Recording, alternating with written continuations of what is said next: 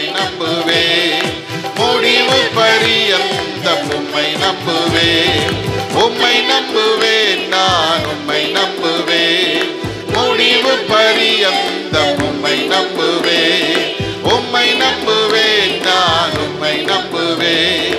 முடிவு பரியந்தம் உம்மை நம்புவேன். சொல்லுங்க, உம்மை நம்புவேன், நான் உம்மை நம்புவேன். முடிவு பரியந்தம் உம்மை நம்புவேன். உம்மை நம்புவேன், நான் உம்மை நம்புவேன். முடிவு பரியந்தம் உம்மை நம்புவேன். உம்மை நம்பும் நான் பாக்கியவான். உம்மையே நம்பியிருப்பேன். உம் அன்பை நம்பும் நான் பாக்கியவான். உம் அன்பையே நம்பியிருப்பேன். உம்மை நம்பும் நான் பாக்கியவான். உம்மையே நம்பியிருப்பேன். உம் அன்பை நம்பும் நான் பாக்கியவான். உம் அன்பையே நம்பியிருப்பேன். அல்லேலூயா. எல்லாரும் கரங்களை உயர்த்தி, உம்மையே நான் நம்புவேன் ஆண்டவரே. உம்மை நம்புவேன், நான் உம்மை நம்புவேன். முடிவு பரியந்தம் உம்மை நம்புவேன். அல்லேலூயா. உம்மையே நாங்கள் நோக்கி பார்க்கிறோம் ஆண்டவரே. நீர்தானே என் துணையானி, என் கேடகமும் மானீர். ஆண்டவர் தான் நம்முடைய கேடகம், அவர்தான் நம்முடைய துணை. எல்லாரும் உள்ளத்தின் ஆழத்திலிருந்து சொல்லுவோமா? நீர்தானே என் துணையானி, என் கேடகமும் மானி. என்னை நினைப்பவரே, ஆசீர்வதிப்பவரே. எல்லாரும் உள்ளத்தின் ஆழத்திலிருந்து, என்னை நினைப்பவரே, ஆசீர்வதிப்பவரே. உம்மை நம்புவேன், உம்மை நம்புவேன். முடிவு பரியந்தம் உம்மை நம்புவேன். ஆமாண்டவரே, உம்மை நம்புவேன், நான் உம்மை நம்புவேன். முடிவு பரியந்தம் உம்மை நம்புவேன். உம்மை நம்பும் நான் பாக்கியவான். உம்மையே நம்பியிருப்பேன். உம் அன்பை நம்பும் நான் பாக்கியவான். உம் அன்பையே நம்பியிருப்பேன். அல்லேலூயா. எங்கள் நம்பிக்கையா இருக்கிற எங்கள் நல்ல ஆண்டவரே, நாங்கள் உம்மையே நம்பி நிற்கிறோம் அப்பா. எங்களுக்கு வேற போக்கிடம் இல்லை, எங்களுக்கு வேற புகழிடம் இல்லை. எங்களை நடத்துகிறவர் நீர்தான், எங்களை ஆசீர்வதிக்கிறவர் நீர்தான். இந்த நேரத்தில் எங்களை முற்றிலுமாக உம்முடைய சமூகத்தில் ஒப்பு கொடுக்கிறோம் சுவாமி. இந்த நேரத்தை எங்களுக்கு ஆசீர்வாதமாக மாற்றித்தாங்க. எல்லா தடைகளை மாற்றுங்க. எங்களுடைய சிந்தைகளை ஒருமுகப்படுத்தும், எங்களுடைய எண்ணங்களை சீர்படுத்தும். கன்மலையும் மீட்பருமாகிய கர்த்தாவே, எங்களுடைய வாயின் வார்த்தையும் எங்களுடைய இருதயத்தின் தியானமும் உம்முடைய சமூகத்திலே பிரீதியாய் இருப்பதாக. ஆமென். ஆமென். உட்கார்வோம்.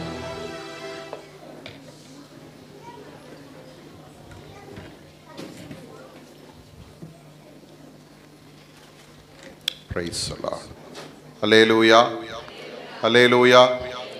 வந்திருக்கிற உங்கள் யாவரையும் ஆண்டவராகிய இயேசு கிறிஸ்துவின் இனிதான நாமத்தினாலே வாழ்த்துகிறேன், வரவேற்கிறேன். ஆண்டவர் தாமே இந்த நாளுக்கும் இந்த நேரத்திற்கும் உரிய எல்லா ஆசீர்வாதங்களினாலும் உங்களை நிறைத்து வழி நடத்துவாராக. சற்று நேரம் நாம் சிந்திக்கும்படியாக தெரிந்து கொண்ட வேத பகுதி 2 ராஜாக்களின் புஸ்தகம் 3ஆம் அதிகாரம் 18வது வசனம். 2 ராஜாக்கள் 3:18.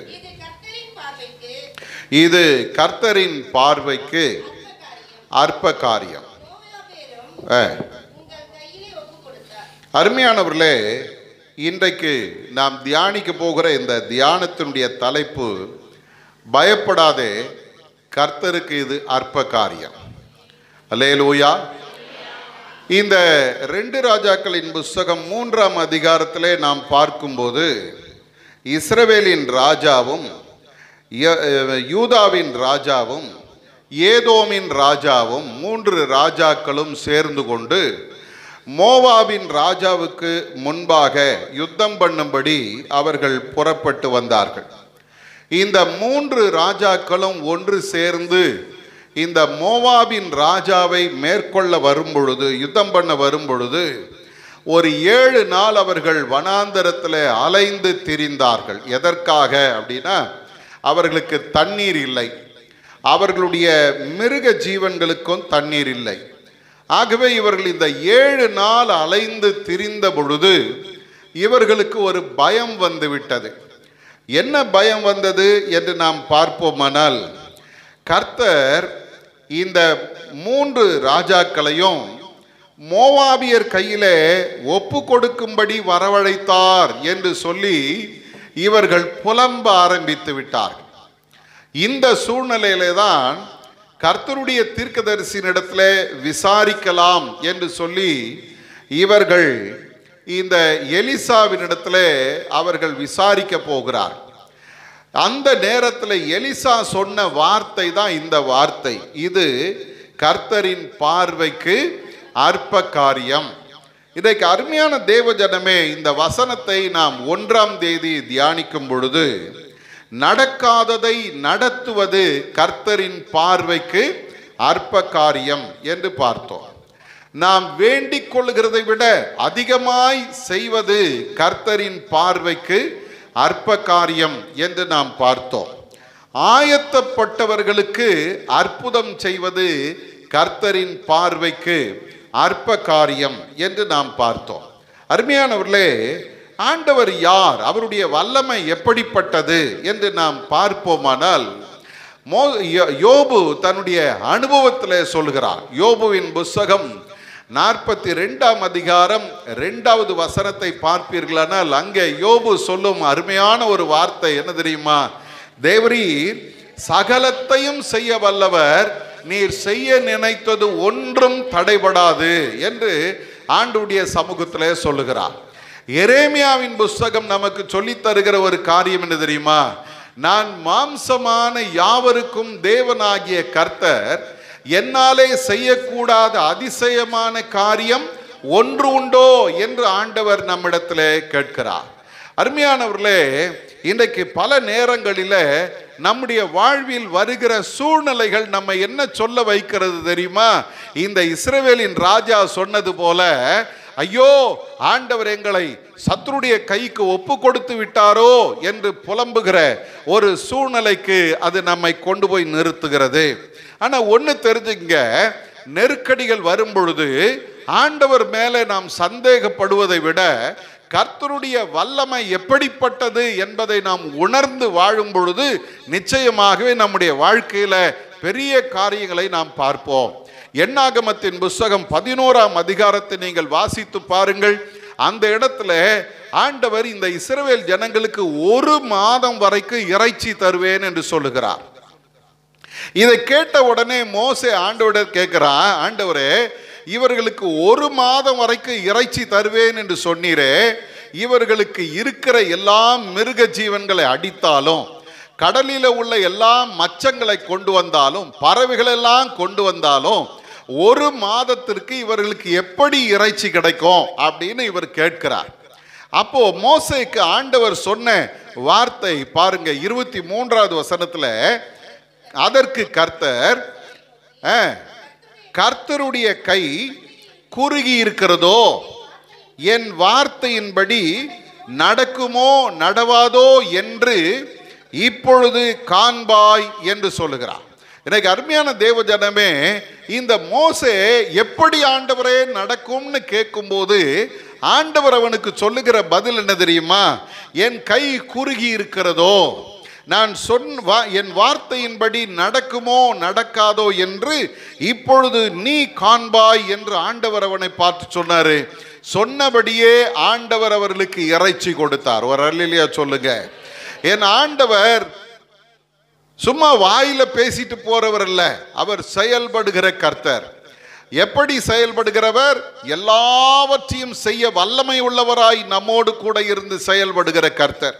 இன்னைக்கு அருமையான தேவஜனமே, இன்றைக்கு முதலிலே நான் இந்த வார்த்தையை நாம் பார்க்கும்போது ஒரு கேள்வியோடு ஆரம்பிக்க போகிறோம். யாருக்கு இந்த வார்த்தை சொல்லப்பட்டது? இதுதான் இன்றைய தியானத்தினுடைய தலைப்பு. யாருக்கு இந்த வார்த்தை சொல்லப்பட்டது? ஏற்கனவே நான் சொன்னது போல பயப்படாதே என்று ஆண்டவர் சொல்றார். ஏன் அப்படின்னா இந்த வசனத்திலே நாம் பார்க்கிறோம், 10வது வசனத்திலே நாம் பார்க்கிறோம், இஸ்ரவேலின் ராஜா, ஐயோ இந்த 3 ராஜாக்களையும் கர்த்தர் மோவாபியரின் கையில் ஒப்பு கொடுக்க வரவழைத்தாரே என்று சொல்லி அவன் புலம்புகிறதை நாம் இங்கே பார்க்கிறோம். எனக்கு அருமையான தேவஜனமே, இந்த பயம் நம் எல்லாருக்குள்ளேயும் இருக்குது. மனிதனாய் பிறந்த எல்லாருக்குள்ள என்ன இருக்குது? பயம் இருக்குது. பிறந்த அந்த நிமிடத்திலிருந்து தன்னுடைய கடைசி மூச்சை விடுற வரைக்கும் ஒவ்வொரு மனிதனுக்கும் பயம் இருக்கிறது. பயம் பயம் பயம் என்று ஒவ்வொரு நாளும் வாழ்ந்து கொண்டிருக்கிறான். காரணம் என்ன தெரியுமா? இந்த பயம் பாவத்தினுடைய விளைவு. அப்ப இந்த பயம் ஒரு மனிதனை பிடித்து கொள்ளுமானால் அவர்களுடைய நம்பிக்கை இழந்து போகிறான், அவனுடைய பலனை இழந்து போகிறான், அவனுடைய ஆரோக்கியத்தை இழந்து போகிறான். எல்லா நம்பிக்கையும் இழந்து ஒன்றுமில்லாமல் வெறுமையாய் நிற்கிற மனிதன். இங்க பாருங்க, ராஜாவுக்கு ஒரு பயம் வந்துருச்சு. கர்த்தர் நம்மை மோவாபியரின் கையில் ஒப்பு கொடுத்தாரே. கொடுத்தாரா? இல்ல. ஆனா இவரே சொல்றாரு ஒப்பு கொடுத்தாரே அப்படின்னு சொல்றார். இன்னைக்கு அருமையான தேவஜனமே, ஏற்கனவே நான் சொன்னது போல ஒரு சர்வே சொல்லுது, 95% பேர் நடக்காத ஒன்றை நடக்கும் போல எண்ணி பயந்து கொண்டிருக்கிறார்கள். இதுதான் உண்மை. நடக்கல, ஆனா அவங்க என்ன நினைச்சு பயப்படுறாங்க தெரியுமா? நடந்துடுமோ நடந்ததோ என்று பயப்படுகிறவர்கள். இப்படிப்பட்ட சூழ்நிலையில் இருந்தவங்களுக்கு தான் ஆண்டவர் இந்த வார்த்தையை சொல்றாரு, இது கர்த்தரின் பார்வைக்கு அற்ப காரியம். உன்னை விடுதலையாக்குவது, உன்னை ரட்சிப்பது, உனக்கு அற்புதம் செய்வது கர்த்தரின் பார்வைக்கு அற்ப காரியம். அப்போ இந்த முதல்ல வேதம் சொல்லுகிறது, பயந்தவர்களுக்கு இந்த வார்த்தை சொல்லப்படுகிறது. இன்னைக்கு அருமையான தேவஜனமே, ஆபிரகாமை பாருங்க, அவர் விசுவாசிகளின் தகப்பன் தான். ஆனா அவருக்குள்ளேயும் ஒரு பயம் இருந்தது. ஆதியாகமத்தின் புஸ்தகத்தில் ஆண்டவருடைய அழைப்பை பெற்று தன்னுடைய இனத்தையும் ஜனத்தையும் வீட்டையும் விட்டு அவன் ஆண்டவரை நம்பி புறப்பட்டு போனான். ஆனா 14ஆம் அதிகாரத்துக்கு வருவீர்களானால் ஒரு 5 ராஜாக்களை அவன் எதிர்த்து வெற்றி பெற்றதை வேதம் சொல்லுகிறது. சாதாரண மனுஷன்தான். தன்னிடத்தில் இருந்த 300 சில்லற பேரை கொண்டு போய் அவன் என்ன பண்றான்? யுத்தம் பண்ணி வெற்றி பெற்று விட்டான். ஆனா வெற்றி பெற்ற பிறகு ஆபிரகாமுடைய மனநிலை எப்படி இருந்திருக்கும் நமக்கு தெரியல. ஆனா கர்த்தர் பாருங்க, 15ஆம் அதிகாரம் 1வது வசனத்துல ஆபிரகாமை பார்த்து இப்படி ஒரு வார்த்தை சொல்றாரு. என்ன சொல்றாரு பாருங்க, ஆபிரகாமே நீ பயப்படாதே, நான் உனக்கு கேடகமும் உனக்கு மகா பெரிய பலனுமாய் இருக்கிறேன் என்று ஆண்டவர் சொல்றார். அல்லேலூயா. ஆண்டவர் இன்றைக்கு உங்களை என்னையும் பார்த்தும் சொல்றாரு, நீ பயப்படாதே. அல்லேலூயா. நமக்கு முன்னால் இருக்கிற சூழ்நிலைகளை பார்த்து நாம் பயப்பட வேண்டிய அவசியம் இல்லை.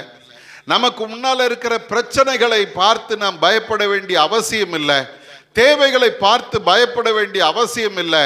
நமக்கு எதிராக எழும்புகிற எந்த சூழ்நிலையும் பார்த்து பயப்பட வேண்டிய அவசியம் இல்லை. காரணம் என்ன? ஆண்டவர் தம்முடைய தாசனாகிய ஆபிரகாமுக்கு 2 வார்த்தையை சொல்றார். ஒன்று என்ன தெரியுமா? நான் உனக்கு கேடகமாய் இருக்கிறேன். அல்லேலூயா. இந்த கேடகம் எதற்கு? எதிரியினுடைய தாக்குதலை தடுப்பதற்கு. அல்லேலூயா.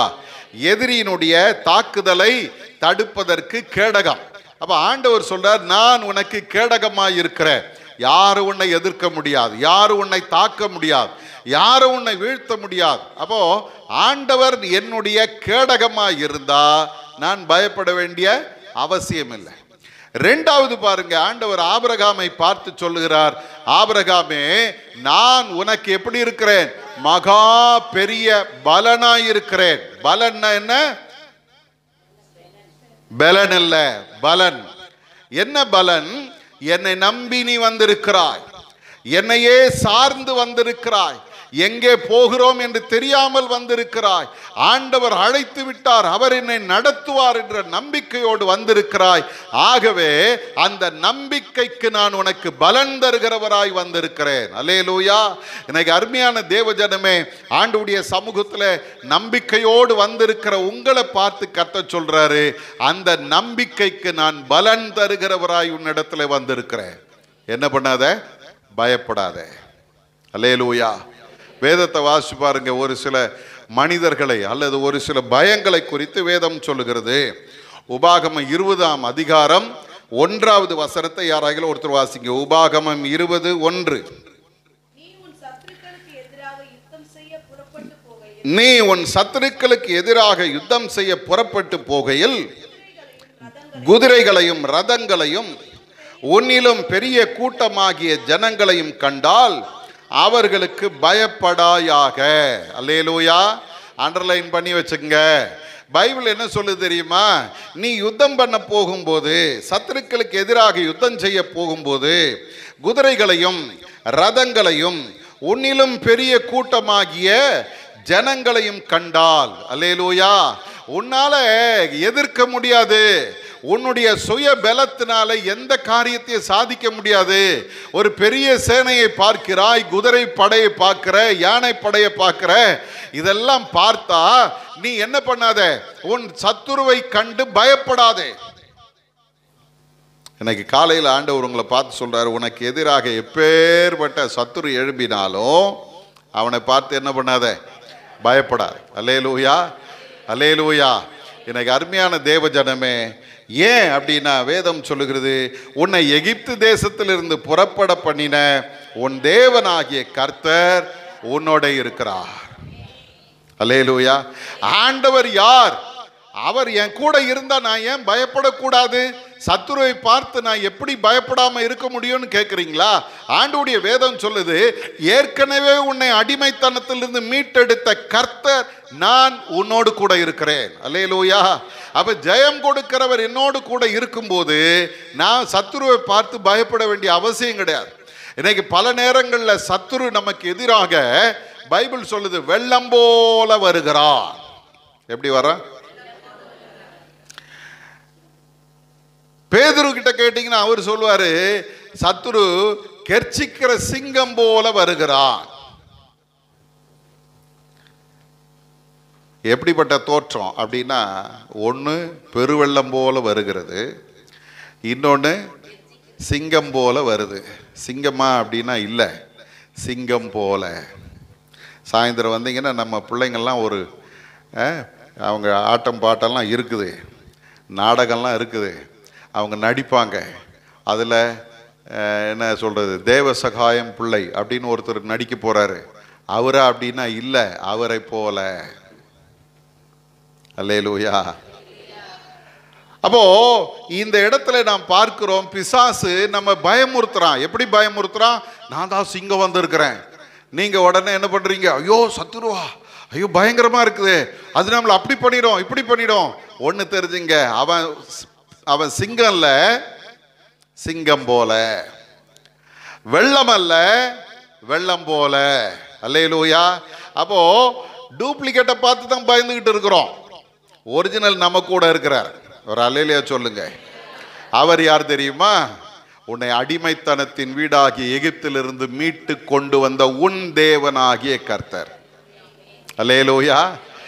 என்னை இதுவரைக்கும் நடத்தினவர், என்னை மீட்டெடுத்தவர், எனக்கு ரட்சிப்பை கொடுத்தவர், என் வாழ்க்கையில எனக்கு எதிராக இருந்த எல்லா அடிமைத்தனத்தையும் உடைத்தெறிந்த கர்த்தர் இன்றும் என்னோடு கூட இருக்கிறார். ஆகவே நான் சத்துருவுக்கு பயப்பட மாட்டேன். சொல்லுங்க. இரண்டாவது ஒரு காரியத்துக்கு பயப்படுகிறோம். என்ன தெரியுமா? யோசுவாவின் புஸ்தகம் 8ஆம் அதிகாரம் 1வது வசனத்தை நீங்கள் பார்ப்பீர்களானால், கடந்த காலத்தில் நடந்த ஒரு அனுபவத்தை நீங்கள் நானும் பார்த்து பயந்து கொண்டிருக்கிறோம். இருக்குதா? கடந்த காலத்தில் நடந்த ஏதோ ஒரு கசப்பான அனுபவம் இன்னும் நம்மளை பயமுறுத்திக்கிட்டு இருக்கு. ஏதோ ஒரு தோல்வி இன்னும் நம்மை பயமுறுத்தி கொண்டிருக்கிறது. ஏதோ ஒரு இடத்துல நாம் சந்தித்த தவறான சூழ்நிலைகள் நம்ம இன்னும் பயமுறுத்தி கொண்டிருக்கிறது. இப்படி நடந்துருமோ, அப்படி நடந்துருமோ அப்படின்னு நம்ம யோசிச்சுட்டே இருக்கிறோம். வாசி பாருங்களேன், இந்த 8ஆம் அதிகாரம் 1வது வசனம் என்ன சொல்லுது பாருங்க. நீ பயப்படாமலும் கலங்காமலும் இரு, நீ யுத்த ஜனங்கள் யாவரையும் கூட்டிக் கொண்டு எழுந்து ஆயி பட்டணத்தின் மேல் போ. இதோ ஆயியின் ராஜாவையும் அவன் ஜனத்தையும் அவன் பட்டணத்தையும் அவன் நாட்டையும் உன் கையில் ஒப்பு கொடுத்தேன். ஒரு அல்லேலூயா சொல்லுங்க. நடந்தது என்ன நம்ம எல்லாருக்கும் தெரியும். இந்த இஸ்ரவேல் ஜனங்கள் எகிப்திலிருந்து புறப்பட்டு இப்ப கானானுக்குள்ள நுழைந்த பொழுது ஒவ்வொரு ராஜாக்களையா அவங்க ஜெயிச்சுக்கிட்டே வர்றாங்க. வரும்பொழுது ஆயி என்கிற பட்டணத்துக்குள்ளே அவர்கள் நுழைய முற்படுகிறார்கள். அது ஒரு சின்ன பட்டணம் தான், பெரிய யுத்தமெல்லாம் இல்லை, சாதாரணமான யுத்தம் தான் அப்படின்னு இவங்க நினைச்சாங்க. ஆனா உள்ள நுழைஞ்சா என்ன ஆச்சு தெரியுங்களா? இந்த ஆயி பட்டணத்தார் இஸ்ரவேலரை வெட்டினார்கள், அவர்கள் மடிந்தார்கள், தோல்வியை சந்தித்தார்கள். இப்போ யோசுவாவும் மூப்பர்களும் எல்லாம் போய் ஆண்டவருடைய சமூகத்தில் விழுந்து அழும் பொழுது கர்த்தர் சொல்றாரு, என்கிட்ட ஏன்பா வந்து முறையிடுறீங்க, உங்களுக்குள்ளே தீட்டானது இருக்கிறதே என்று ஆண்டவர் சொல்றார். என்ன நடந்தது? ஆகான் என்கிற மனிதன் எரிகோவிலிருந்து அவன் சில காரியங்களை எடுத்துக்கிட்டான். தங்கத்தை எடுத்தான், வெள்ளியை எடுத்தான், பாபிலோனிய சால்வை எடுத்தான், கொண்டு போய் தன் வீட்டுக்கு நடுவில் புதைத்து வைத்தான். இப்போ சீட்டு போட்டு பார்த்தாங்க, இந்த ஆகானுடைய பெயர் வந்துச்சு. அவனை விசாரிச்சு கொண்டு போய் என்ன செய்தார்கள்? கல்லெறிந்து கொன்றார்கள். அவனையும் அவனுக்கு உண்டான எல்லாவற்றையும் அழித்து போட்டு இப்போ அடுத்த நாள் யுத்தத்துக்காக நிற்கும் போது இவர்களுக்கு ஒரு பயம் இருக்குது. என்ன பயம் தெரியுமா? முதல்லயே இந்த ஆயி பட்டணத்திலே யுத்தம் பண்ண போய் நாம் தோற்று போனோமே, திரும்ப போகலாமா அப்படின்னு ஒரு பயம். அல்லேலூயா. சூடுபட்ட பூனை. என்ன பூனை?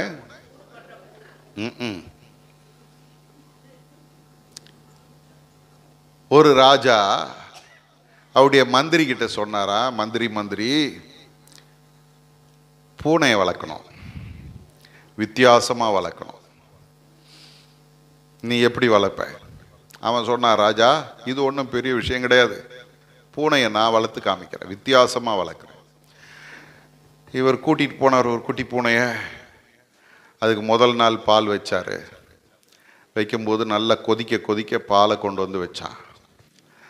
இது வந்து பால் வாசனையை பார்த்த உடனே வேகமாக ஓடி வந்து வாய வச்சது, சுட்டுடுச்சு. அப்படியே துள்ளி குதிச்சு ஓடிடுச்சுங்க. இதுக்கு பிறகு இவன் எப்பெல்லாம் பாலை வைக்கிறானோ இந்த பாலை பார்த்த உடனே இந்த பூனை என்ன பண்ணுது? துள்ளி ஓடுது. இப்போ கொஞ்ச நாள் ஆச்சு, பூனை எலும்பும் தோலுமா இருக்குது.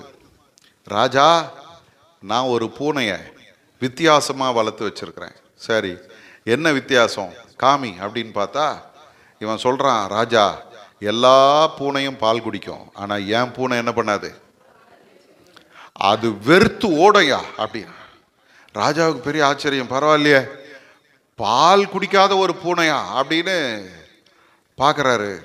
இந்த பூனையை இவன் ரொம்ப கொஞ்சறான், அது ரொம்ப அன்பா இவங்கிட்ட பழகுது. ஒரு கப்பில் பாலை எடுத்து வச்சான், ஒரே ஓட்டமாக ஓடிச்சு. என்ன காரணம்?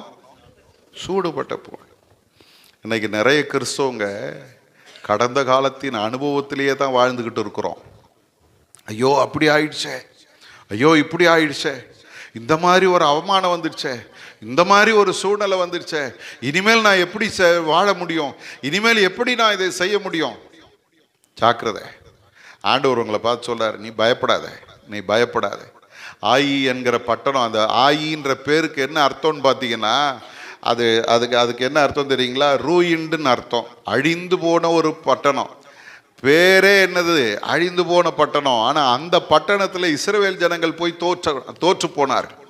இப்போ அந்த அனுபவத்தை அப்படி யோசிக்கிட்டு இவங்க நிற்கும் போது ஆண்டவர் அவர்களை பார்த்து சொல்றாரு, நீ பயப்படாமலும் கலங்காமலும் இரு, நான் உனக்கு வெற்றி தருவேன். ஒரு அல்லேலூயா சொல்லுங்க. அருமையான தேவஜனமே, தோல்வியை கண்டு பயந்து துவண்டு கிடக்கிறவர்கள் கிறிஸ்தவர்கள் அல்ல. ஆண்டவரை பற்றி கொண்டு வெற்றி பெறுகிறவர்கள் தான் கிறிஸ்தவங்க. இன்னைக்கு கடந்த காலத்தை நினைச்சு நீங்க சோர்ந்து போய் உட்கார்ந்து இருப்பீர்களானால் எல்லாத்தையும் உதறி போடுங்க. அது அப்போ நடந்தது, இப்ப கிடையாது. இப்போ ஒரு பெரிய மாற்றம் என்ன? ஆண்டவருக்கு முன்பாக என்னை நான் பரிசுத்தம் பண்ணி கொண்டு விட்டேன், ஆண்டவருக்கு முன்பாக என்னை நான் தகுதிப்படுத்தி கொண்டேன், இப்பொழுது ஆண்டவர் எனக்கு வெற்றி தருவார். அல்லேலூயா. மூன்றாவது ஒரு காரியத்தை வேதம் சொல்லுகிறது. அவங்க எதுக்கு பயந்தாங்க அப்படின்னா, 2 ராஜாக்களின் புஸ்தகம் 17ஆம் அதிகாரம் 35வது வசனத்தை வாசிங்க. 2 ராஜாக்கள் 17:35. கர்த்தர் இவர்களோட உடன்படிக்கை பண்ணி இவர்களுக்கு கற்பித்தது என்னவென்றால், ஆண்டவர் தம்முடைய ஜனங்களுக்கு கற்பித்து கொடுத்த ஒரு காரியம் என்ன சொல்றாரு பாருங்க. நீங்கள் அந்நிய தேவர்களுக்கு பயப்படாமலும் அவர்களை பணிந்து கொள்ளாமலும் சேவியாமலும் அவர்களுக்கு பலியிடாமலும் உங்களை மகா வல்லமையினாலும் ஓங்கிய புயத்தினாலும் எகிப்து தேசத்திலிருந்து வரப்பண்ணின கர்த்தருக்கே பயந்து அவரையே பணிந்து கொண்டு அவருக்கே பலியிடணும். ஒரு அல்லேலூயா சொல்லுங்க. யாருக்கு பயப்படக்கூடாது? அந்நிய தேவர்களுக்கு பயப்படக்கூடாது. அதை சொல்லுகிற மக்களுக்கு பயப்படக்கூடாது. இன்னைக்கு பல நேரங்களில் நம்முடைய பயம் என்ன தெரியுமா? ஐயோ இவங்க வந்துட்டாங்கன்னா என்ன ஆகிறது, அவங்க வந்துட்டாங்கன்னா என்ன ஆகிறது, அது வந்துட்டா என்ன ஆகிறது, அப்படி நிறைய காரியங்களை குறித்து பயப்படுகிறோம். ஆனால் கர்த்தர் தம்முடைய ஜனங்களோடு உடன்படிக்கை பண்ணி அவர்களுக்கு கற்றுக் கொடுக்கிற ஒரு காரியம் என்ன தெரியுமா? நீ மற்றதுக்கெல்லாம் பயப்படாத, கர்த்தருக்கு மட்டும் பயந்து அவருக்கு ஆராதனை செய்து அவருக்கே நீ பலியிட வேண்டும். அல்லேலூயா. எனக்கு அருமையான தேவ ஜனமே, கர்த்தருக்கு மட்டும் பயப்படு. அதான் விசேஷாங்க. கர்த்தருக்கு பயப்படு. 39வது வசனத்தை வாசிப்பாருங்க. உங்கள் தேவனாகிய கர்த்தருக்கே பயந்து நடப்பீர்களாக. நல்லா கவனிங்க. யாருக்கு பயப்படணும்? கர்த்தருக்கே பயப்படணும். அல்லேலூயா. ஏன் தெரியுமா? அவர் தான் நமக்கு உயிரையும் கொடுக்கிறவர், அவர் தான் நம்முடைய உயிரையும் எடுக்கிறவர். நம்மளை கொண்டு போய் பரலோகத்தில் சேர்க்கவும் அவரால் தான் முடியும், நம்ம நரகத்தில் தள்ளுறதும் அவர் தான். அப்போ நம்ம பயப்பட வேண்டியது யாருக்கு பயப்படணும்? சின்னதில் போலீஸ்காரனுக்கு பயப்படும். போலீஸ்காரங்கன்னாப்பா, ஏன்னா போலீஸ் வளர்க்கும் போதே எப்படி சொல்லி வளர்க்குறாங்க தெரியுமா? போலீஸ்காரன் வரான், போலீஸ்காரன் வரான். இப்போல்லாம் போலீஸ்காரங்களுக்கு அவ்வளோ பெரிய மரியாதைலாம் இல்லை. அப்போல்லாம் போலீஸ்காரன் வரான். எங்கள் அம்மா சாப்பாடு ஊட்டும்போது சொல்லுவாங்க, ஒழுங்காக சாப்பிட்ரு, போலீஸ்கார் வரார், போலீஸ்கார். அது என்னாச்சு, எங்கேயாவது போலீஸ்காரங்களை பார்த்தா ஒரு உதறல் உள்ளே இருக்கும். நல்லது பண்ணுறோமோ கெட்டது பண்ணுறோமோ ஒரு பயம் உள்ளே இருக்கும். அப்போ கண்டதையும் பார்த்து பயப்படாத. கர்த்தர் சொல்கிறாரு, கண்டதையும் பார்த்து பயப்படாத, எனக்கு நீ பயந்து எனக்கு நீ ஆராதனை செய். அல்லேலூயா. காரணம் என்ன? உன்னை விடுவிக்கிற ஒரு வல்லமை உள்ள ஆண்டவர் அவர் ஒருத்தர் தான்.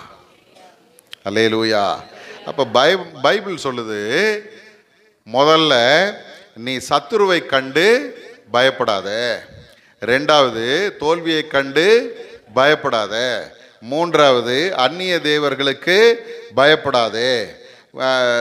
சங்கீதங்களில் வந்தீங்கன்னா 23ஆம் சங்கீதம் 4வது வசனம் இன்னொரு பயத்தை சொல்லுகிறது. வாசிங்க பார்க்கலாம்.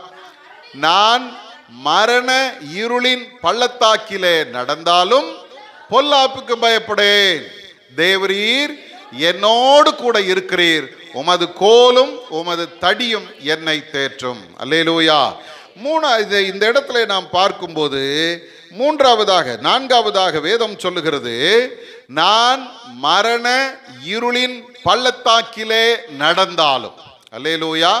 இந்த சங்கீதம் எப்பொழுது எழுதப்பட்டது அப்படின்னு பார்த்தீங்கன்னா, இந்த சங்கீதமானது தாவீது அப்சலோமுக்கு பயந்து ஓடும்போது எழுதப்பட்ட ஒரு சங்கீதம். எந்த சூழ்நிலை சொல்லுங்களேன்? அப்சலோமுக்கு பயந்து ஓடும்போது. அந்த சம்பவத்தை நீங்க அப்படி வாசிச்சு பார்த்தீங்கன்னா, ராஜா தன்னுடைய உயிரை காப்பாற்றி கொள்ள இரவோடு இரவாக புறப்பட்டு ஓடுறான். நல்ல ஷூ எல்லாம் போட்டு இல்லை ராஜா, அவங்க செப்பல்லாம் பார்த்தீங்கன்னா அழகா இருக்கும்ல, அப்படி போட்டு திரிஞ்சவர், நல்ல விலை உயர்ந்த வஸ்திரங்களை போட்டு திரிஞ்சவர் இப்போ நைட்டோட நைட்டாக ஓடுறாரு. எப்படி ஓடுறாராம்? வேதம் சொல்லுகிறது, வெறும் காலோடு ஓடினான். ஜீவன் தப்ப ஓடுறார், வெறும் காலோடு ஓடுறாரு. முக்காடு போட்டுக்கிட்டு அழுது கொண்டே ஓடுகிறான். அவனுக்கு முன்னால் இருக்கிறதெல்லாம் என்ன தெரியுமா? ஆபத்து.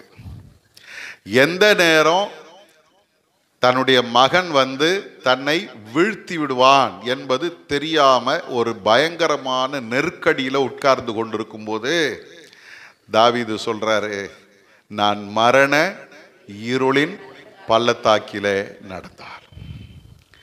பள்ளத்தாக்கு என்பது நம்ம எல்லாம் ஏதோ ஒரு பள்ளம் அப்படின்னு நினைச்சிட்டு இருக்கோம். 2 மலைகள் சந்திக்கிற அந்த இடம், அதுக்கு பேர் தான் பள்ளத்தாக்கு. அதில் மரங்கள் நிறைந்து இருக்குமா. இரவு நேரங்களில் பயங்கரமான காட்டு விலங்குகள் அங்கே உலாவி கொண்டிருக்கும்.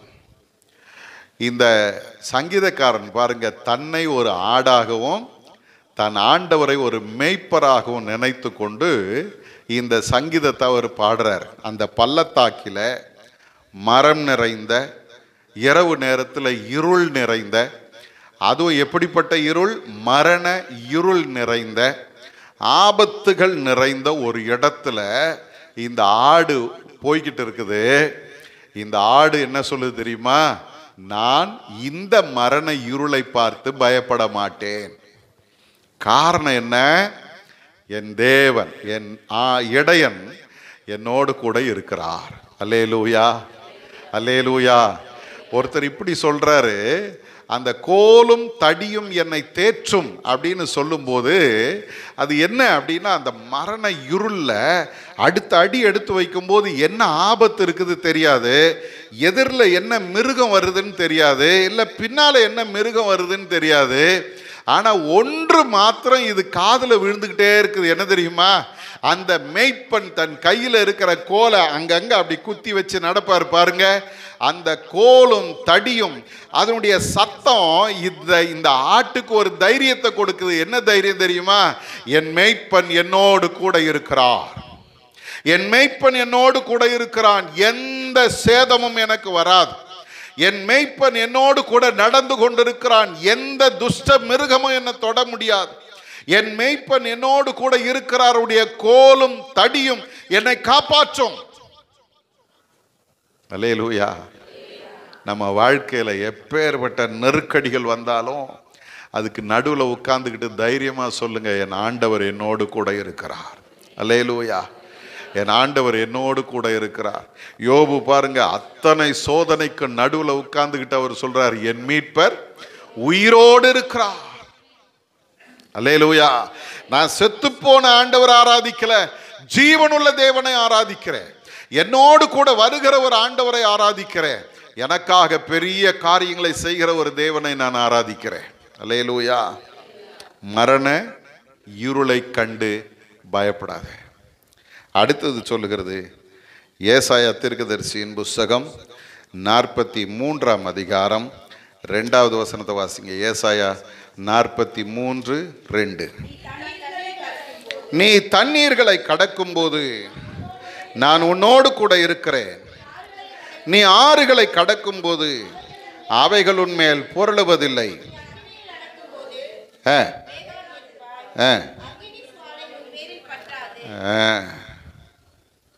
சொல்றது என்ன சொல்லுது? தண்ணீர்களை கடக்கும் போது நான் உன்னோடு இருப்பேன், ஆறுகளை கடக்கும் போது அவைகள் உன்மேல் புரளுவதில்லை, அக்கினியில் நடந்தாலும் வேகாதிருப்பாய், அக்கினி ஜுவாலை உன் பேரில் பற்றாது.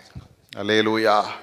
எந்த பிரச்சனை வந்தாலும் நீங்களும் நானும் பயப்படாம கர்த்தருடைய சமூகத்தில் நின்று சொல்லணும், ஒன்றும் என்னை சேதப்படுத்தாது. அல்லேலூயா. இன்னைக்கு அருமையான தேவஜனமே, கர்த்தர் சொல்றாரு, பயப்படாதப்பா, உன்னை விடுவிப்பது கர்த்தருக்கு அற்ப காரியம். உனக்கு அற்புதம் செய்வது கர்த்தருக்கு அற்ப காரியம்.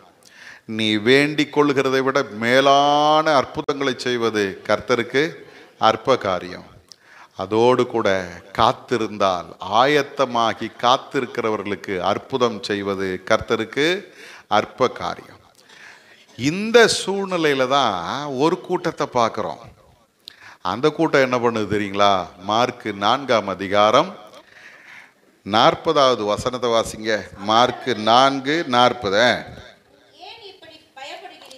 அவர் அவர்களை நோக்கி, ஏன் இப்படி பயப்படுகிறீர்கள்? ஏன் உங்களுக்கு விசுவாசம் இல்லாமற் போயிற்று என்றார். பாருங்க, இந்த இடத்துல நாம் பார்க்கிற ஒரு கூட்டம் இயேசுவோடு கூட இருந்த கூட்டம். இந்த மக்களுடைய நிலைமை என்ன அப்படின்னு பார்த்தீங்கன்னா, இவர்கள் இயேசுவோடு கூட பயணம் செய்து கொண்டிருக்கிறார். படகுல போயிட்டு இருக்கிறாங்க. அப்படி போகும்போது வேதம் சொல்லுகிறது, பலத்த சுழல் காற்று உண்டாகி படகு நிரம்பத்தக்கதாக அலைகள் அதன் மேல் மோதிற்று. கப்பலின் பின்னணியத்தில், மார்க்கு கொஞ்சம் வித்தியாசமா எழுதுறார், கப்பலின் பின்னணியத்தில் அவர் தலையணையை வைத்து நித்திரையாயிருந்தார். அல்லேலூயா. ஏசாமி என்ன பண்ணாரா? அவ்வளவு அமைதியா தூங்குறார். எங்க? கொந்தளிக்கிற கடல்ல இருக்கிற படகுல.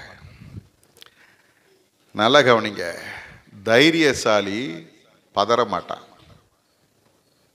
ஆனா அறக்குறையா இருக்கிறது பதறும். என்ன ஆச்சு? இப்போ பிரச்சனை வந்த உடனே இவங்க சீஷர்கள் பார்த்தாங்க, கொஞ்சம் கொஞ்சமா அவருடைய நம்பிக்கையெல்லாம் அற்று போகிறது. போய் இயேசுவை எழுப்பினார்கள். எப்படி சொல்லி எழுப்புறாங்க தெரியுங்களா? அவர்கள் அவரை எழுப்பி, போதகரே, நாங்கள் மடிந்து போகிறது உமக்கு கவலை இல்லையா? நாங்கள் மடிந்து போகிறது உமக்கு கவலை இல்லையா? அருமையானவர்களே, கூட இருக்கிறவர் யாரு? போதகர். அவரை அழகா கூப்பிடுறாங்க, போதகரே கூப்பிட்டு. ஆனா சூழ்நிலை என்ன தெரியுமா? அவங்க சொல்றாங்க, நாங்கள் மடிந்து போகிறோம். அல்லேலூயா. செத்தாங்களா? சாகல. ஆனா சொல்றது என்ன தெரியுமா? நாங்க சாகுறோம், மடிந்து போகிறோம். அப்ப இன்னைக்கு அநேக நேரங்களில் நம்ம என்ன சொல்றோம்னா, ஒண்ணுமே நடக்கலைனாலும் என்னமோ பெருசா நடந்துட்ட மாதிரியே பேசிக்கிட்டு இருக்கிறோம். இல்ல, நான் சொன்ன மாதிரி யோபுக்கு வந்த சோதனையா எனக்கு? நான் சோதனை, யோபுக்கு வந்த சோதனை.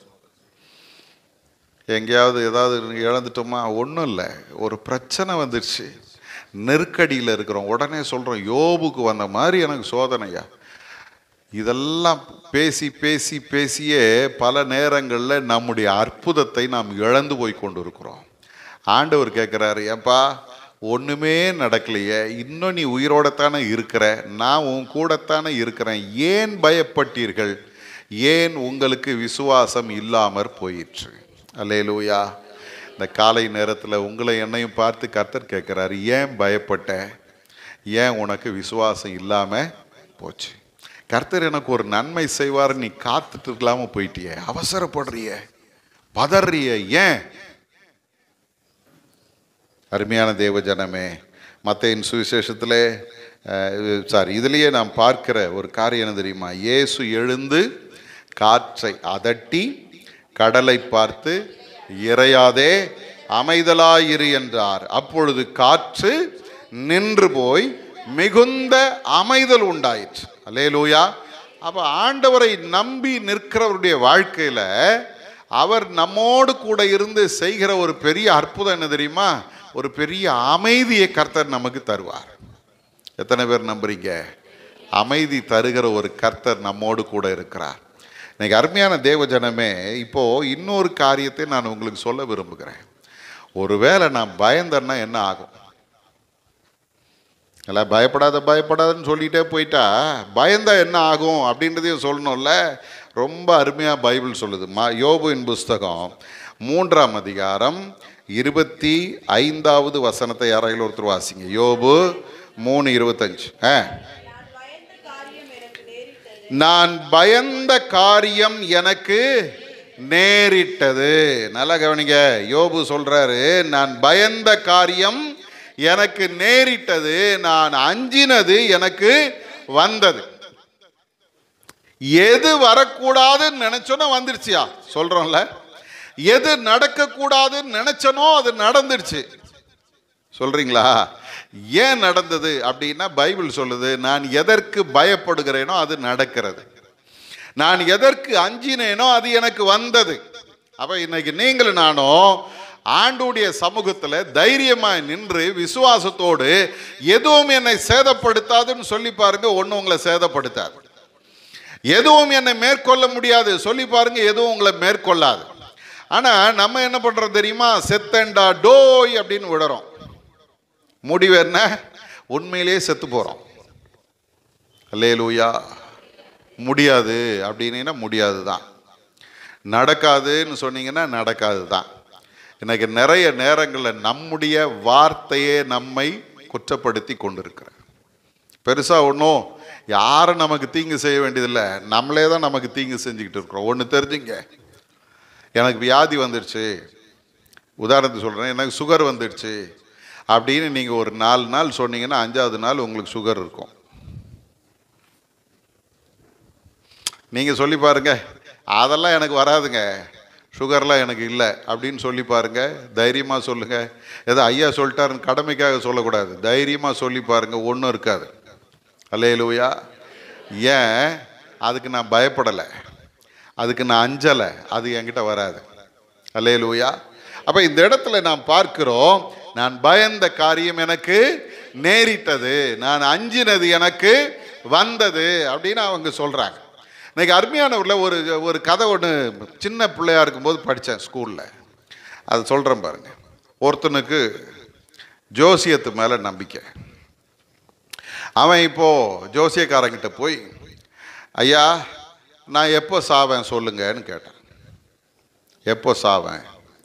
ஜோசியக்காரனுக்கு ஒன்றும் புரியல. இவன் யாரா, அவன் பைத்தியக்காரன், ஏன் சாவே எனக்கு தெரியாது, இவனுக்கு நான் போய் எங்கள் டேட் சொல்கிறது அப்படின்னு யோசிச்சவன் இப்போ சடார்னு சொன்னா, ஒன்றும் இல்லைப்பா, இதோ வச்சிருக்கிறிய கழுதை, உன் கூட இருக்குத இந்த கழுதை, இது 3 முறை தும்முச்சனா நீ செத்து போயிடுவேன். கழுதை 3 முறை தும்முனா செத்து போவேன். கழுதை தும்முமா தும்மாதா? எங்க இப்போ பாருங்க, இவன் பார்த்தான், ரோட்டு வழியாக போனால் தானே கழுதை தும்மும், தூசியெல்லாம் ஏறி நம்ம வயல்வெளியாக போகலாம் அப்படின்னு போனான். அந்த வழியாக போகும்போது பார்த்தீங்கன்னா அங்கே போர் அடிச்சுட்டு இருந்தாங்க, அறுத்த பயிரை போர் அடிச்சுட்டு இருந்தாங்க. அங்கேருந்து தூசி பறந்து வந்துச்சு, மூக்கில் ஏறிடுச்சு. உடனே இந்த கழுதை சடார்னு ஒரு தும்மல் போட்டுச்சு, இவனுக்கு தூக்கி வாரி போட்டுச்சு. ஐயோ, இது தும்மக்கூடாதுன்னு தானே இவ்வளோ தூரம் கூப்பிட்டு வந்தேன், கடைசியில் தும்பிடுச்சே, வயலில் கூப்பிட்டு போனால் தும்முது, இதை ரோட்லேயே கூட்டிகிட்டு போவோம் அப்படின்னு ரோட்டில் கூப்பிட்டு போனேன். ரோட்டில் கூட்டிகிட்டு போனால் ஒரு வண்டி வேகமாக கிராஸ் பண்ணி போச்சு பாருங்க, மொத்த தூசியும் கிளப்பிட்டு போச்சு. இப்போ திரும்பவும் மூக்கில் தூசி ஏறிடுச்சு, கழுதை 2வது முறை தும்மிடுச்சு. இவன் பார்த்தான், இது சரிப்பட்டு வராது, இன்னும் 1 முறை தும்முச்சேன்னா நம்ம செத்து போயிடுவோம், ஆகவே இதுக்கு தும்முறதுக்கே சான்ஸ் வைக்கக்கூடாது அப்படின்னு 2 கூழாங்கல் எடுத்தான். எடுத்து அந்த மூக்கில் அடைச்சிட்டு இவன் உட்காந்து இப்படி பார்த்துட்டு சொன்னான், இப்போ எப்படி தும்முற பார்க்கலான்னா. அது 2 மூக்கம் அடைஞ்சது பாருங்க. இது என்ன பண்ணுச்சு, ஓங்கி பூன்னு துப்புச்சு. இந்த கல் இவன் தலையில் அடிச்சு படார்னு உழுந்து செத்தே போனான். சரிதானா? கழுதை தும்முனதுனால சாவலை, இவனுடைய நம்பிக்கையில் செத்து போனான். பயம், பயந்தா வரும். எதை பற்றி நீ பயப்படுறியோ அதுதான் உனக்கு வரும். வியாதியை பற்றி பயந்தீன்னா அதுதான் உனக்கு வரும். பிரச்சனையை பற்றி பயந்தீன்னா அதுதான் உனக்கு வரும். இல்லாததை இருக்கிற மாதிரி நினச்சி பேசிட்டு பயந்து உட்கார்ந்து வாழாதீங்க. ஆண்டவர் சொல்றாரு, பயப்படாதே. அல்லேலூயா. அப்போ வேதம் சொல்லுறது, நீ பயந்தா நீ எதுக்கு பயப்படுறியோ அது உனக்கு வரும். 2வது சொல்லுகிறது, நீதிமொழிகளின் புஸ்தகம் 29ஆம் அதிகாரம் 25வது வசனத்தை வாசிங்க. மனுஷனுக்கு பயந்தால் அது எனக்கு ஆபத்தாக முடியும். அல்லேலூயா. பயப்படாதீங்க, மனுஷனுக்கு பயப்படாதீங்க. நிறைய நேரங்களில் நம்ம மனுஷங்களுக்கு பயப்படுறோம். ஐயோ அவங்க இப்படி சொல்லிடுவாங்க, ஐயோ இவங்க இப்படி பண்ணிடுவாங்க, ஐயோ இவங்க இந்த மாதிரி ஆக்கிடுவாங்க. ஒன்றும் பண்ண போகிறதில்ல. பைபிள் சொல்லுது, நாசியிலே சுவாசமுள்ள மனுஷன். அல்லேலூயா. ஒருத்தர் ஒரு பாஸ்டர் கிட்ட சொன்னார், அடுத்த வாரம் புதன்கிழமை வந்து வச்சுக்கிறவனுக்குன்னார். அடுத்த வாரம் புதன்கிழமை வந்து வச்சுக்கிறவனுக்குன்னார். போனவர் புதன்கிழமை வந்தார். எப்படி வந்தார் தெரியுமா? பெட்டியில் தூக்கிட்டு வந்தாங்க. மனுஷனை பார்த்து பயப்படாதீங்க. இன்றைக்கி அநேக நேரங்களில் நம்ம உறவுகள் நமக்கு எதிராக எழும்பும்போது பயப்படுறோம். நம்முடைய வேலை செய்கிற இடத்துல மனிதர்கள் நமக்கு எதிராக எழும்பும்போது பயப்படுறோம். குடும்பத்தில் ஏதோ ஒரு சூழ்நிலை பயப்படுறோம். மனுஷங்களை பார்த்து பயப்படுறோம். கவலைப்படாதீங்க. இன்றைக்கி ஆண்டவர் சொல்கிறாரு, மனுஷனை பார்த்து பயப்படாத, பயந்தீங்கன்னா அதுதான் உனக்கு கண்ணியாய் மாறும். 3வது சொல்லுது, வெளிப்படுத்தலின் புஸ்தகம் 21ஆம் அதிகாரம் 8வது வசனத்தை வாசிங்க. வெளிப்படுத்தல் 21:8.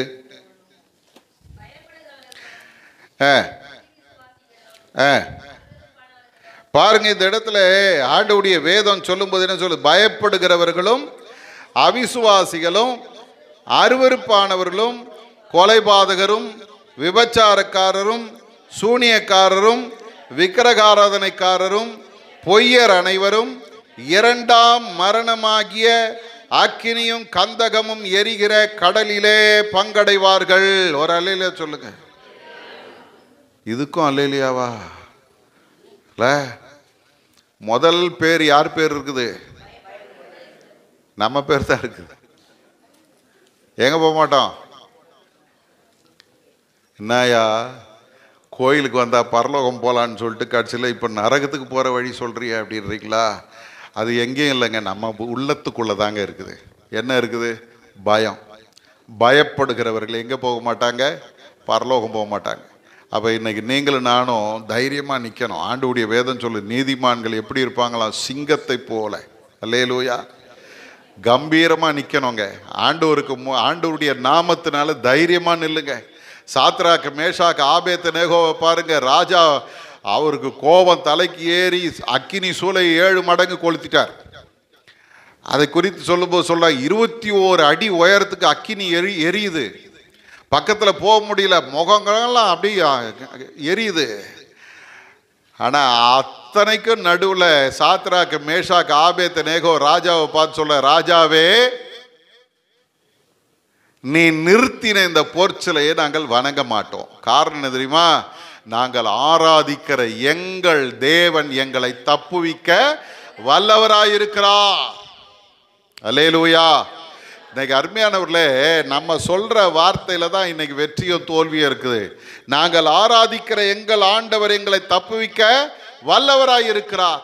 நாங்கள் இந்த காரியத்தை குறித்து உமக்கு உத்தரவு சொல்ல வேண்டிய அவசியம் இல்லை. எவ்வளவு தைரியம் பாருங்க. ராஜாவுக்கு கோபம் தலைக்கேறிச்சு. கட்டி தூக்கி போடுங்கடான். கொண்டு போய் போட்ட பலசாலிகள் எல்லாம் சுருண்டு விழுந்தாங்க. இந்த வாலிபர்கள் உள்ளே போய் விழுந்தவர்கள் விடுதலையாக அக்கினி சூளையில் நடந்தாங்க.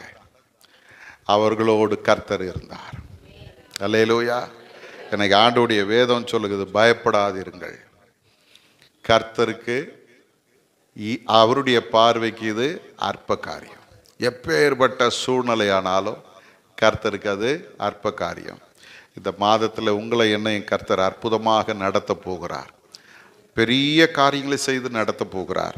காத்திருக்கிறவர்களுக்கு அற்புதம் செய்யும்படி கர்த்தர் இறங்கி வந்திருக்கிறார். கண்களை மூடுவோமா? ஆண்டவருடைய சமூகத்தில், ஆண்டவரே, நீர் இன்றைக்கு எங்களுக்கு தந்த இந்த வார்த்தையின்படி பயப்படாதிருங்கள். இது கர்த்தரின் பார்வைக்கு அற்ப காரியம். உன்னை ஆண்டவர் ஒரு நாளும் சத்துருடைய விருப்பத்திற்கு ஒப்பு கொடுக்க மாட்டார்.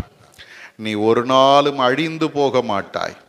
நீ ஒரு நாளும் விழுந்து போக மாட்டாய். உனக்கு எதிராக சத்துரு எழும்பி வரும்பொழுது சத்துருவை பார்த்து நீ பயப்படாதே.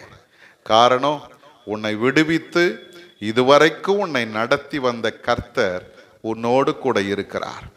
சத்துரு பயமுறுத்தலாமே தவிர உன்னை மேற்கொள்ள அவனுக்கு அதிகாரம் இல்லை. 2வது சொல்லுங்க, ஆண்டவரே, தோல்வியை கண்டு நான் பயப்பட மாட்டேப்பா. கடந்த காலத்தின் அனுபவங்கள், கசப்பான அனுபவங்கள் என்னை பயத்தில் வச்சிருக்குது சுவாமி. இது இப்படியே நடக்குமோ, இப்படி நடந்துட்டா என்ன பண்ணுறது? தோல்வியை கண்டு பயந்த இஸ்ரவேல் ஜனங்களை பார்த்து கர்த்தர் சொல்றாரு, நீ திரும்பவும் கலங்காமலும் பயப்படாமலும் இருந்து யுத்தத்திற்கு போ, கர்த்தர் நான் உனக்கு அதை திரும்ப தருவேன் என்று இஸ்ரவேல் ஜனங்களை பார்த்து சொன்னார். இன்னைக்கு நம்முடைய வாழ்க்கையிலையும் தோல்வியை கண்டு பயப்படாதீங்க, தைரியமா போங்க. கர்த்தர் உங்களுக்கு வெற்றி தரும்படி அவர் இறங்கி வருவார். அந்நிய தேவர்களுக்கு பயப்படாதீங்க, அவங்களால உங்களுக்கு ஒன்றும் செய்ய முடியாது. அவர்கள் தேவர்கள் தான். ஆனால் என் ஆண்டவரோ தேவாதி தேவனாய் சர்வ வல்லமை உள்ளவராய் நம்மோடு கூட இருக்கிறார். இன்னைக்கு ஆண்டவருடைய சமூகத்தில் சொல்லுங்க, ஆண்டவரே எப்பேற்பட்ட சக்தியும் உமக்கு முன்னால நிற்க முடியாதப்பா, அந்த வல்லமையுள்ள தேவன் என்னோடு கூட இருக்கிறீர். ஆண்டவருடைய சமூகத்தில் சொல்லுங்க, நான் மரண இருளின் பள்ளத்தாக்கிலே நடந்தாலும் எந்த பொல்லாப்பையும் குறித்து நான் பயப்பட மாட்டேன். காரணம், அந்த சர்வ வல்லமை உள்ள தேவன் என்னோடு கூட இருக்கிறார். ஹல்லேலூயா. எந்த இருள் நிறைந்த சூழ்நிலைக்கும் நான் பயப்பட மாட்டேன். வெள்ளம் போல புரண்டு வருகிற போராட்டங்களுக்கு நான் பயப்பட மாட்டேன். எனக்கு எதிராக எழும்புகிற எந்த சூழ்நிலைக்கு நான் பயப்பட மாட்டேன். ஆண்டவரே, நீர் என்னோடு கூட இருக்கிறீர். ஆண்டவர் சமூகத்தில் ஒப்பு கொடுப்போமா? சீஷர்களை போல அவிசுவாசிகளாக இருந்துராதீங்க. கூடவே இயேசுவை வைத்து கொண்டு அவர்கள் பயந்தார்கள். ஆண்டவர் கேட்கிறார், ஏன் பயப்பட்டீர்கள்? ஏன் உங்களுக்கு விசுவாசம் இல்லாமல் போயிற்று? இன்னைக்கு அதே ஆண்டவர் நம்ம பக்கத்தில் நின்று நம்முடைய சூழ்நிலையை பார்ப்பாரானால் அவர் நம்மளை புகழ்வாரா? இதே கேள்வியை திரும்ப நம்ம கிட்ட கேட்பாரா? கொஞ்சம் யோசிச்சு பாருங்க. ஏப்பா பயப்படுற? ஏமா பயப்படுற? ஏன் உனக்கு விசுவாசம் இல்லாமல் போச்சு அப்படின்னு ஆண்டவர் கேட்பாரானால் எவ்வளோ கஷ்டம் தெரியுங்களா? அவர் நமக்காக இந்த உலகத்தில் வந்து மரித்து உயிர்த்தெழுந்து சத்துருவை தன்னுடைய கால்களின் கீழே நசுக்கி நம்மை வெற்றி உள்ளவர்களாய் நிறுத்தி வைத்திருக்கும் போது இன்னும் நம்ம பயந்து பயந்து வாழ்ந்துக்கிட்டு இருக்கிறோம். ஆண்டவர்கிட்ட ஒப்பு கொடுங்க. ஆண்டவரே, எல்லா பயத்தையும் என்னை விட்டு மாற்றுங்கப்பா. உம்முடைய கரத்தை பிடித்து கொண்டு தைரியமாய் நாங்கள் முன்னேறி செல்ல எங்களை நடத்தும் என்று ஆண்டவருடைய கரத்தில் அர்ப்பணிப்போம். பரிசுத்தமுள்ள எங்கள் நல்ல ஆண்டவரே, இந்த வார்த்தைகளை நீர் எங்களுடைய வாழ்க்கையில் உறுதிப்படுத்துங்கப்பா. நாங்கள் சத்துருவை கண்டு பயப்படக்கூடாது சுவாமி. தோல்விகளை கண்டு பயப்படக்கூடாது சுவாமி. அந்நிய தேவர்களை கண்டு பயப்படக்கூடாது. உமக்கு மட்டும் பயந்து உமக்கே நாங்கள் ஆராதனை செய்ய வேணும் ஆண்டவரே. அப்பா, மரண இருளின் பள்ளத்தாக்கிலே நாங்கள் நடந்தாலும் பொல்லாப்பு வருமோ என்று நாங்கள் பயந்து விடக்கூடாது சுவாமி. எந்த சூழ்நிலையிலும் நாங்கள் உமக்கு முன்பாக தைரியம் உள்ளவர்களாய் வெற்றியாளர்களாய் நிற்கும்படி கர்த்தர் எங்களை நடத்துவீராக. பயந்தால் பயந்த காரியம் வரும் என்று வேதம் சொல்லுகிறது. மனுஷனுக்கு பயப்படுகிற பயம் கண்ணியை வருவிக்கும் என்று வேதம் சொல்லுகிறது. பயப்படுகிறவர்கள் இரண்டாம் மரணமாகிய அக்கினியும் கந்தகமும் எரிகிற கடலிலே பங்கடைவார்கள் என்று வேதம் சொல்லுகிறதப்பா. ஆகவே பயத்தை எங்களை விட்டு எடுத்து போடும் ஆண்டவரே. வேதம் சொல்லுகிறது போல நாம் திரும்பவும் பயப்படுகிறதுக்கு தேவன் நமக்கு பயமுள்ள ஆவியை கொடாமல் பலமும் அன்பும் தெளிந்த புத்தியும் உள்ள ஆவியை கொடுத்திருக்கிறார் என்ற வார்த்தையின்படி கர்த்தருடைய ஆவியானவர் எங்களோடு கூட இருந்து எங்களை நடத்தும். உம்முடைய கிருபை எங்களை சூழ்ந்து கொள்ளட்டும். இயேசுவின் மூலம் ஜெபிக்கிறோம் பிதாவே. ஆமேன், ஆமேன்.